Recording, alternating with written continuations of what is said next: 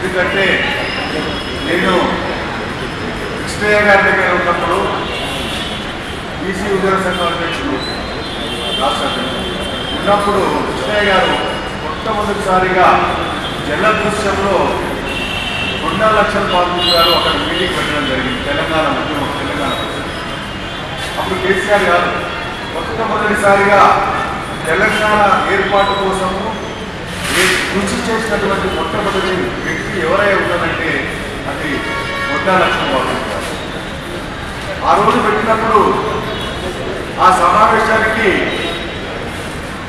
కొద్దిమంది వచ్చారు. కొద్దిమంది వచ్చినప్పుడు కూడా మొత్తం ఆత్మస్థైర్యంతో ఆ సమావేశం ఏర్పాటు చేయడం జరిగింది. తద్వారా అనేక కార్యక్రమాలు తీసుకొని తెలంగాణ ఉద్యమాన్ని స్టార్ట్ చేసినటువంటి మొదటి వ్యక్తి మన పద్మశాలి సోదరుడు. పద్మశాలి సోదరుడే కాకుండా బీసీ బిడ్డ ఈ తెలంగాణ రాష్ట్రానికి 2 లక్షల పాల్గొని. మరి ఆయన ఉద్యమం స్టార్ట్ చేసిన తర్వాత కేసీఆర్ వచ్చాడు. కేసీఆర్ గారు అప్పుడు అనుకుంటా తెలుగుదేశం పార్టీలో ఉండే ఎప్పుడైతే తెలంగాణ ఉద్యమం ఆకాంక్ష రగులుతుందో అది గుర్తించి వెంటనే కేసీఆర్ గారు 2 లక్షల పాల్గొని గారి యొక్క ఆఫీసులో ఆయన ఆలోచిస్తే అక్కడ స్టార్ట్ చేసినటువంటి వ్యక్తి కల్వకుంట్ల చంద్రశేఖరరావు. ఆ విధంగా వచ్చినటువంటి తెలంగాణ ఉద్యమము తర్వాత మెల్లమెల్లగా భారతదేశ చరిత్రలోనే లిఖించదగినటువంటి పెద్ద ఉద్యమం ఏదైందంటే అది తెలంగాణ రాష్ట్ర ఏర్పాటు ఉద్యమమే. ఆ ఉద్యమాన్ని గ్రహించి ఆ ఉద్యమంలో ప్రజలందరూ కూడా ముఖ్యంగా వెనుకబడ్డ వర్గాలు, బీసీలు, ఉద్యోగస్తులు, విద్యార్థులు, అన్ని రకాలైనటువంటి ప్రజలు ఆ రోజు తెలంగాణ ఉద్యమం పోరాటం చేస్తే ఆ క్రెడిట్ ఎంతో మంది క్రెడిట్ మరి నిజంగా చెప్పాలంటే 2 లక్షల పాల్గొని రావాలి క్రెడిట్. కానీ కేసీఆర్ గారు తీసుకున్నారు. అయితే ఆ వచ్చినటువంటి తెలంగాణ రాష్ట్ర యొక్క ఉద్యమంలో ఈ యొక్క 2 లక్షల పాల్గొని గారిని మెల్లమెల్లగా వెనుకకు తప్పించడం జరిగింది. ఆ విషయం నాకు తెలుసు. ఈ విధంగా ఎందుకంటే ఒక రకమైనటువంటి కుట్ర జరిగింది అగ్రవర్ణాలు తెలంగాణ రాష్ట్రంలో. ఎందుకంటే 2 లక్షలుగా ఉండిపోతే ఈ రాష్ట్రంలో సోషల్ చేసి రాష్ట్రంలో సామాజిక ఉద్యమం వస్తుంది. సామాజిక ఉద్యమం వస్తే ఈ తెలంగాణ రాష్ట్రం ఏర్పాటు జరిగితే ఇక్కడ అన్ని కూడా పదవులన్నీ కూడా బీసీలకు, ఎస్సీలకు, ఎస్టీలకు పోతాయనేటువంటి పెద్ద కుట్ర జరిగి ఆ రోజు మెల్లమెల్లగా 2 లక్షలు పాల్గొన్నారు జరిగింది. తర్వాత కాలంలో అక్కడ ఉపెత్తున జరుగుతున్నటువంటి ఉద్యమం తీసుకుంటే ఆ ఉద్యమంలో నిజంగా చనిపోయింది ఎవరైతే ఒకసారి ఆలోచిస్తే మన బీసీ బిడ్డలు, ఎస్సీ బిడ్డలు, ఎస్టీ బిడ్డలు.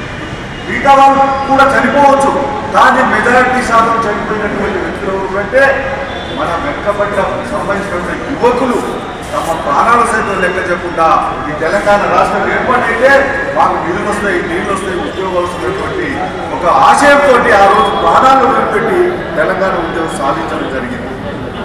ఈ సాధించినటువంటి తెలంగాణ ఉద్యమంలో మరి తర్వాత కాలంలో మీకు ఏం జరిగిందో మీ అందరూ కూడా తెలిసి చెప్పవలసిన అవసరం లేదు. ఆ రోజు మేము కూడా తెలంగాణ జేఎస్ పొలిటికల్ జేఎస్లో ఒక కన్వీనర్ ఉన్నప్పుడు అక్కడ ఎవరు కూడా బీసీ అని పొలిటికల్ జేఎస్లో బీసీ అంటే కూర్చో ఏం మాట్లాడుతుంది బీసీ అని నన్ను ఎన్నోసార్లు కూర్చోబెట్టారు. అందులో నేను పేరు చెప్పగానే మన బీసీ వాళ్ళు కూడా ఉన్నారు. ఈ పేరు చెప్ప ఈరోజు బీసీ నాయకులు చలామణి అవుతున్నారు. నేను కాదని. అయితే అట్లా కొన్ని మీటింగులు జరిగి తర్వాత కొన్ని మీటింగ్ల తర్వాత నన్ను మీటింగ్ పిలవడానికి బంద్ చేశారు. ఎందుకంటే పిల్లగాడు అంటే బీసీ అన్నాడు అనే ఉద్దేశంతో పెద్ద ఎత్తున కుట్ర జరిగి ఈ యొక్క అగ్రవర్ణాల కుట్రకు బలై దాని తర్వాత కాలంలో తర్వాత నేను ఒక జేఎస్ పెట్టి జీఓఎం సభ్యులను శ్రీకృష్ణ కమిటీని తర్వాత అప్పుడు షిండే గారు ఉండే హోంమంత్రి షిండే గారి దగ్గరకు పోయి నేను ఒక మెమోరాండం ఇవ్వడం జరిగింది. సార్ మాకు తెలంగాణ కానీ తెలంగాణ వస్తే బీసీల రాజ్యం వస్తుంది, ఎస్సీల రాజ్యం వస్తుంది, బడుగు బంగారు రాజ్యం వస్తావా అని అంటే ఒకటే అన్నాడు షిండే గారు. ఆలోచన కేంద్ర మంత్రి ఉండే ఏమన్నాడంటే కరెక్టే నేను సోనియా గాంధీ చెప్తా, మరి సోనియా గాంధీ చెప్తే నేను ఒకవేళ తెలంగాణ ఇస్తే మీ వారు ముఖ్యమంత్రి అవుతారా అని అడిగాడు. ఇదే మాట అడిగాడు. మీ వారు ముఖ్యమంత్రి అవుతారా, మీ దగ్గర డబ్బులు ఉన్నాయా, నడుస్తాయా అనేటువంటి మాట మాట్లాడితే సార్ మొదటిసారి ముఖ్యమంత్రి కాకపోవచ్చు, కానీ మెల్లమెల్లగా వచ్చేటువంటి కాలంలో చిన్న రాష్ట్రం కాబట్టి మీరు ముఖ్యమంత్రి అయ్యే అవకాశం ఉంటుంది, ఎమ్మెల్యే అవకాశం. కాలంలో మరి మీ అందరికీ తెలుసు, మరి సోనియా గాంధీ గారు నిజంగా చెప్పాలంటే ఎంతో మంది ఈ యొక్క ఆంధ్ర లాబీ కూడా కన్విన్స్ కాక, డబ్బులకు కన్విన్స్ కాక 1000 కోట్లు ఇస్తాం పెట్ట మీ పార్టీ కన్నా కూడా కన్విన్స్ కాక బిడ్డలు జరిగిపోతున్నారు, అందులో బడుగు బలహీన వర్గాలు బిడ్డలు జరిగిపోతున్నారు. కాబట్టి ఎవరు చెప్పినా నా కాంగ్రెస్ పార్టీ వచ్చినా కాకుండా నేను తెలంగాణ ఇస్తానని ఆ రోజు సోనియా గాంధీ ఇచ్చిన మాట ప్రకారమే నిజంగా చెప్పాలంటే తెలంగాణ రాష్ట్రం ఏర్పడింది. వాస్తవానికి చెప్పండి, మనం అందరం కూడా ఉద్యమాలు చేయొచ్చు, కేసీఆర్ గారు చేయొచ్చు, అన్ని వర్గాలు చేసినా కానీ సోనియా గాంధీ యొక్క కృషి వల్లని తెలంగాణ రాష్ట్రం వచ్చింది. మరి వచ్చినటువంటి రాష్ట్రంలో మీ అందరికీ తెలుసు ఎవరు ముఖ్యమంత్రి అయింది, ఎవరు మంత్రులు అయింది, ఎవరైంది. 10 సంవత్సరాలు ముఖ్యమంత్రి. మరి ఓవర్గా ఇప్పుడు నేను ఒకటే అంటున్నాను మిత్రులారా, అందులో పద్మశాలి సోదరులారా, కొండా లక్ష్మణులకు వారసులుగా ఒకటే మనం ప్రతిజ్ఞ చేసి ముందుకు పోవాలి. బొమ్మరామ నేతగారు కూడా చెప్తున్నారు, ఇక్కడితో కాకుండా మనం మీటింగ్ పెద్ద ఎత్తున పోవాలి.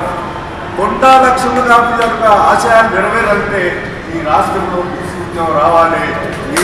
బీసీ ఉద్యమం వచ్చి ఖచ్చితంగా మన వాళ్ళు ఎమ్మెల్యేలు కావాలి, మన వాళ్ళు ఎంపీలు కావాలి, మన వాళ్ళు ముఖ్యమంత్రి స్థానానికి పోతేనే ఈ యొక్క కొండా లక్ష్మణ కాకుండా ఆశయం చూపిస్తుందని ఈ సందర్భంగా నేను తెలియజేస్తున్నాను. మరి ఈ రకంగా మనం ముందు పోవాలి, అందరిని కలుపుకోవాలి, కులాలు కలుపుకోవాలి, ముందు పోయి. ఎందుకంటే ఇప్పుడు ఒక రకమైనటువంటి పార్టీల పరంగానో ఏ పరంగానో మనం అందరం కూడా ముందు పోయి బీసీ ఉద్యమంలో పాల్గొని అతి త్వరలో వచ్చేటువంటి ఎన్నికల్లో ఈ రాష్ట్రంలో అన్ని నియోజకవర్గాల్లో కూడా ఖచ్చితంగా మనం బీసీలో పోటీ చేస్తే గెలవడమో ఓటమో తర్వాత కానీ ఖచ్చితంగా మన రాజ్యం వచ్చేటువంటి అవకాశం ఉంది. మరి ఈ విధంగా ప్రయత్నం చేస్తారని ఆశిస్తూ మరి ఈ కార్యక్రమం ఏదైతే బొమ్మ రఘురామ్ మీద తీసుకున్నారో నిజంగా చెప్పాలంటే ఎల్బీ నగర్ అంటే మినీ తెలంగాణ. ఇక్కడి నుంచే స్టార్ట్ అయితే ఏ ఉద్యోగం స్టార్ట్ అయినా కూడా తెలంగాణ ఉద్యోగం స్టార్ట్ అయిందంటే ఇక్కడి నుంచే. మన శ్రీకాంతాచారి గారు చెప్పినది ఇక్కడి నుంచే. దాన్ని ఇక్కడి నుంచే మరి ఆ మహానుభావుని యొక్క విగ్రహాన్ని మరి స్థాపించాలని కూరుకోవడము నిజంగా మనం అందరం కూడా గర్వించాలి. మరి ఆయన ఆశయం కోసం మనం అందరం కూడా పెద్ద ఎత్తున మనందరం కూడా సహకరించి ఆర్థికంగా సహకరించి డబ్బులు గురించి కార్యక్రమాలు తీసుకుంటాం. కాబట్టి ఖచ్చితంగా మనమందరము ఆయన కాంక్ష విగ్రహం కోసం మనమందరం నా వంతు కూడా కృషి చేస్తా. నా వంతు కూడా ఈ సందర్భంగా చెప్తాను, ఒక 10,000 రూపాయలకు సాయంగా మొట్టమొదటిసారిగా నేను ఆ విగ్రహానికి దానం ఇస్తాననేటువంటి ఆశయం చెప్తున్నాను. కాబట్టి మీరందరూ కూడా ఎవరిచ్చినా ఒకటి చెప్తున్నా, రఘురామ్ నేత గారు నువ్వు మాత్రం దయచేసి అగ్రవర్ణాల దగ్గర డబ్బులు మాత్రం అడగాల్సిన. ఒకవేళ ఏమన్నా మన వాళ్ళు చాలా మంది వ్యాపారాలు చేస్తారు, డబ్బులు ఉన్నాయి, మన దగ్గర డబ్బులు ఉన్నాయి కాబట్టి మన వాళ్ళ దగ్గరే సహకారం తీసుకొని నువ్వు ఆ విగ్రహాన్ని కోరుకోవాలి. ఒకవేళ నీకు రాకపోతే నేను 100% ఎంపీ నగర్లో ఎవరెవరు ఉన్నదో ఖచ్చితంగా నా వంతు ఆర్థిక సాయం చేసే ప్రయత్నం చేస్తారని ఆశిస్తూ నాకు అవకాశం ఇచ్చినటువంటి మిత్రులందరూ కృతజ్ఞతలు ముగించుకుంటున్నాను. Thank you.